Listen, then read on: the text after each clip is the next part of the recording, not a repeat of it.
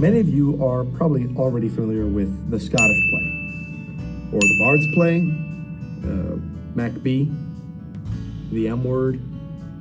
Anyways, Macbeth is an infamous tale of greed and hubris following a Scottish lord who ascends to power because he heard a witch say he would, and becomes mad with power as he tries to defend his claim to the throne.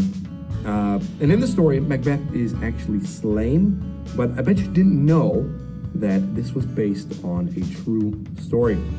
Firstly, I'd like to tell you about Scotland when Macbeth actually takes place.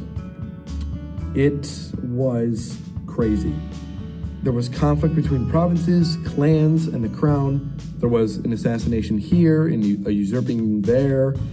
And Macbeth was one among many during this period of internal strife and external squabble. He was a powerful general lord of sorts and was likely already renowned throughout the region. According to one timeline I found, King Duncan tried to impose his will on northern Scotland, which was following his defeat in England when he tried to expand southward. Duncan likely did this to try to further unify Scotland, as he was the first king to have unified the four kingdoms into one nation.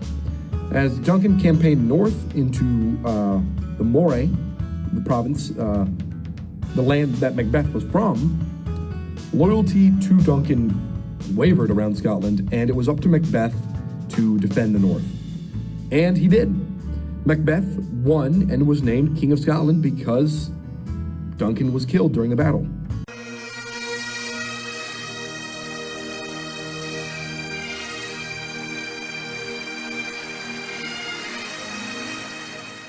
Five years later, in 1045, Macbeth would defeat Duncan's father, and Duncan's sons fled, with one finding refuge in Northumbria, just like in the actual play. In 1054, the Northumbrians would lead an army into Scotland, defeat Macbeth, and reinstate Duncan's son, Malcolm, as king. As for Macbeth's rule, he was buried on the island of Iona, which was considered to be a resting place for fair and righteous kings. So he must have been a pretty cool guy to the Scottish when he ruled, even if for a brief time. Clearly they liked him. And a classmate, Oliver, actually made a really good point. The play may have been written as a satire during the time when their understanding of Macbeth was a little different than ours is today. Macbeth was actually well liked, and the king who overthrew Duncan was not. Therefore, audiences may have actually found this play humorous, as the tale of their beloved Macbeth was horrifically misrepresented. Overall, I think that the biggest takeaway from my research was that the real Macbeth was probably a cool guy for the time. Also, fun fact, the scenes involving the weird sisters, the witches, were included in the play because the king at the time, King James, was deeply fascinated by the occult, and witches in particular. Though I admit researching this period of Scottish history is very difficult, because most search results are for Shakespeare's play and not the actual historical figure, Macbeth.